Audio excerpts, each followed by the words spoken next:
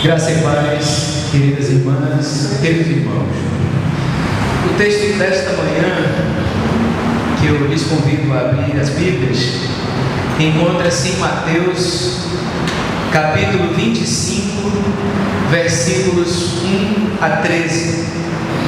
Mateus, capítulo 25, versículos 1 a 13, que diz assim: Naquele dia, o reino do céu será como 10 virgens que pegaram suas lâmpadas de óleo e saíram ao encontro do noivo. 5 delas não tinham juízo e as outras 5 eram prudentes. Aquelas sem juízo pegaram suas lâmpadas, mas não levaram óleo consigo. As prudentes, porém, levaram vasilhas com óleo, junto com as lâmpadas. O noivo estava demorando, e todas elas acabaram cochilando e dormiram. No meio da noite, ouviu-se um grito: o noivo está chegando, saiam ao seu encontro. Então as 10 virgens se levantaram e prepararam as lâmpadas. Aquelas que eram sem juízo disseram às prudentes: deem um pouco de óleo para nós, porque nossas lâmpadas estão se apagando. As prudentes responderam: de modo nenhum, porque o óleo pode faltar para nós, para vocês. É melhor vocês irem aos vendedores e comprar. Enquanto elas foram comprar óleo, o noivo chegou, e as que estavam preparadas entraram com ele para a festa de casamento. E a porta se fechou. Por fim, chegaram também as outras virgens e disseram: Senhor, Senhor, abre a porta para nós. Ele, porém, respondeu: eu garanto a vocês que não as conheço. Portanto, fiquem vigiando, pois vocês não sabem qual será o dia nem a hora. Amém. Os capítulos, irmãos e irmãs, 24 e 25 do Evangelho de Mateus são conhecidos como os discursos escatológicos, ou os discursos sobre os fins, o fim dos tempos, né? Capítulo 24 de Mateus e 25 tratam do fim dos tempos, quando, pela nossa fé cristã, Jesus retornará para, como diz o credo dos apóstolos, julgar os vivos e os mortos e estabelecer o seu reino eterno. E os capítulos 24 e 25 falam disso, Jesus orientando sobre como deve ser essa espera. Esses textos falam, reafirmam, seja de forma simbólica, como essa parábola, ou de formas mais diretas. Jesus reafirma que voltará no fim dos tempos para estabelecer o seu reino eterno, tempo da ressurreição, tempo da plenitude do amor de Deus, deste reino que ali não terá mais fim. E também ensina como deve ser essa espera pela sua segunda vinda. Como esperar, como manter a chama acesa. Nessa parábola, Jesus é representado pelo noivo. O noivo desta parábola, que chegará em algum momento, que não se sabe exatamente, como chega de fato um momento inesperado, ele representa o próprio Jesus. As virgens, as 10 virgens, representam todos nós, discípulos e discípulas de Jesus, povo de um modo geral, que aguardam o seu retorno, mas que não sabem exatamente quando se dará esse retorno.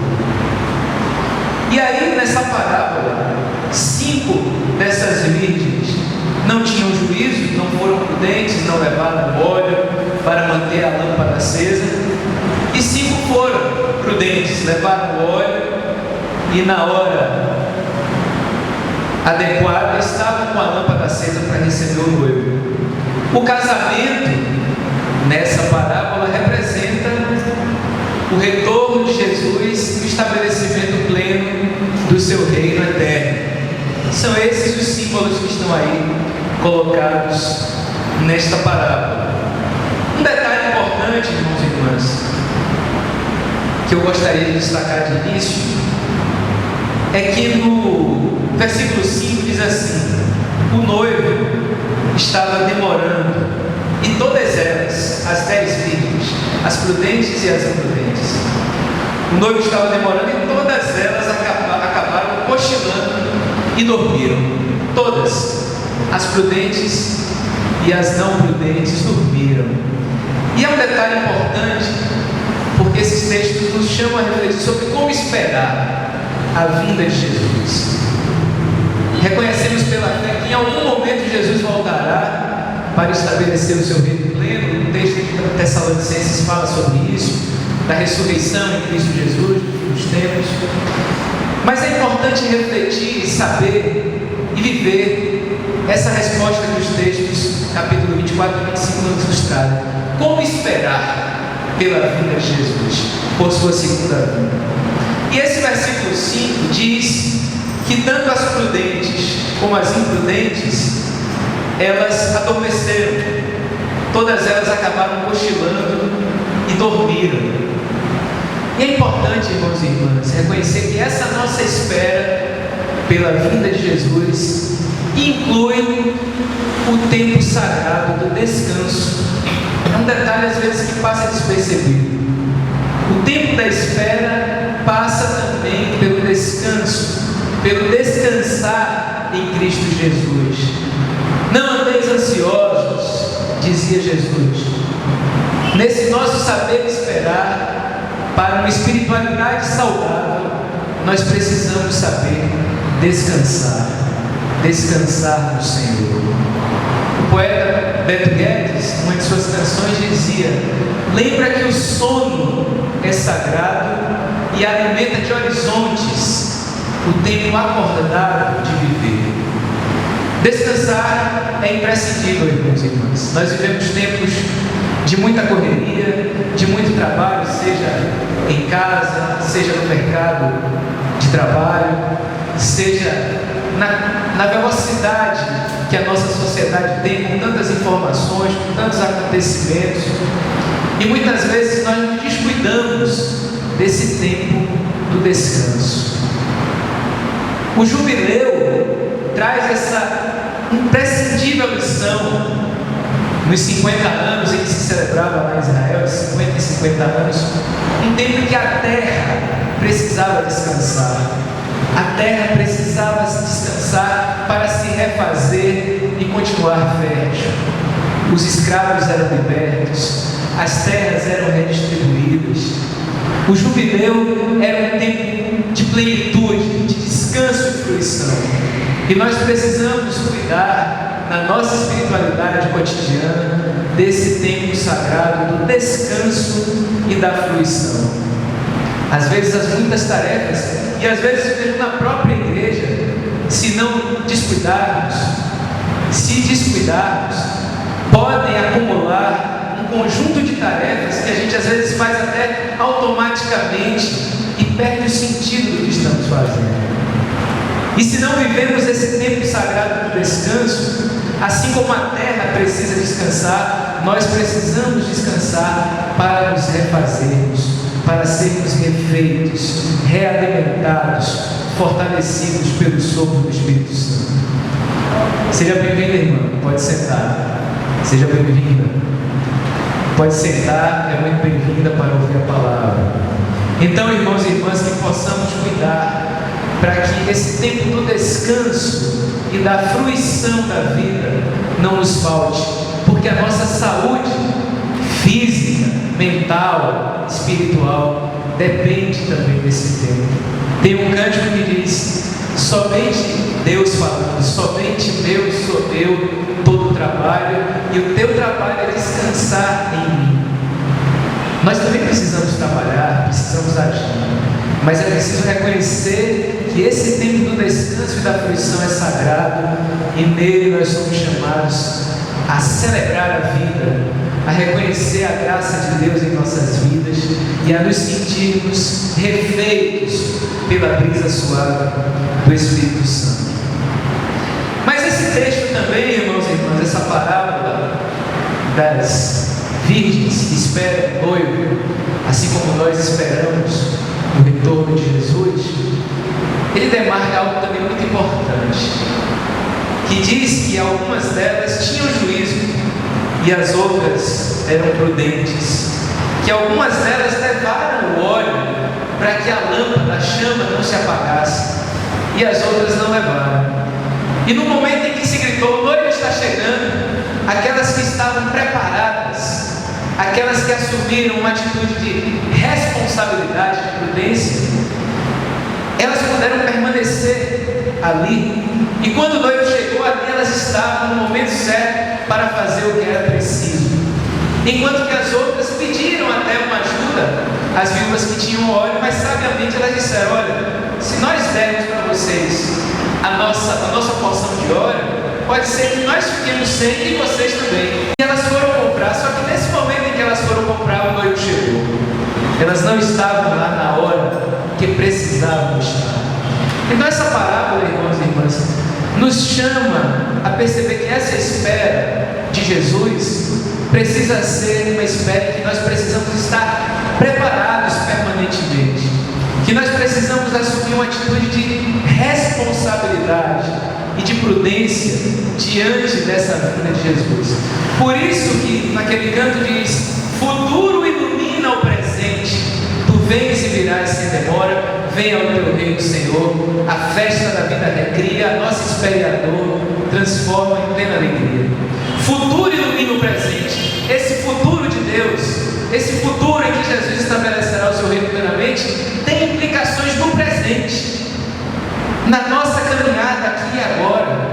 É um convite a no presente assumirmos uma atitude de responsabilidade com Deus e com o nosso próximo, uma atitude, uma busca de nos mantermos preparados dia após dia, porque a qualquer momento Jesus pode chegar e nós precisamos estar com o óleo na mão para manter a chama acesa, a chama da fé, a chama da esperança, a chama do amor, a chama da solidariedade.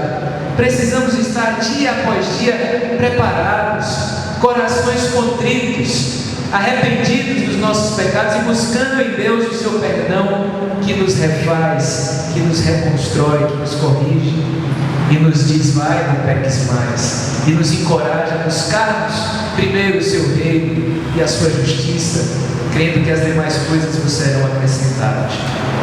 Então esse texto, irmãos e irmãs, nos chama a esperar de forma ativa, a esperar com olhos abertos, a esperar com responsabilidade. Às vezes nós ouvimos esses textos sobre a segunda vinda de Jesus com abordagens mais ou menos assim: as coisas estão cada vez pior, Jesus está voltando, as florestas estão sendo queimadas, Jesus está voltando, a violência cada vez aumenta, Jesus está voltando. Como se esses sinais nos convocassem a uma postura conformista, passiva, como se quanto pior ficasse, mais perto Jesus estivesse de nós, e o que nos caberia seria apenas esperar. Essa é uma leitura que não condiz com o chamado dos evangelhos e mesmo de outros textos, em que nos chamam a vislumbrar o retorno de Jesus não de forma alienada, alheia aos problemas do mundo, ou irresponsável, como se diante do fato da fé de que Jesus vai voltar, nós podemos lavar as mãos, pura e simplesmente louvar, orar e esperar apenas. Não.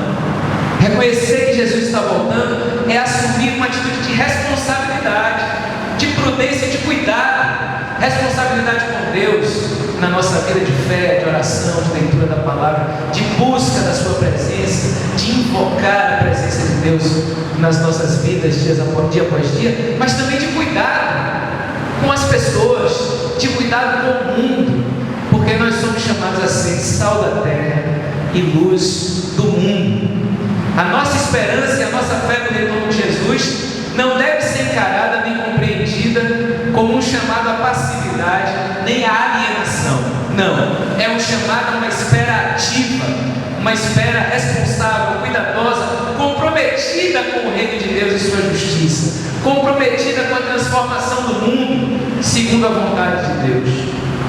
Uma espera que passa pelo descanso, mas passa também pela atividade responsável, comprometida, cuidadosa com a vontade de Deus. Para que na nossa oração nós possamos orar: venha ao teu reino, Senhor, venha a nós o teu reino, e não venha contra nós.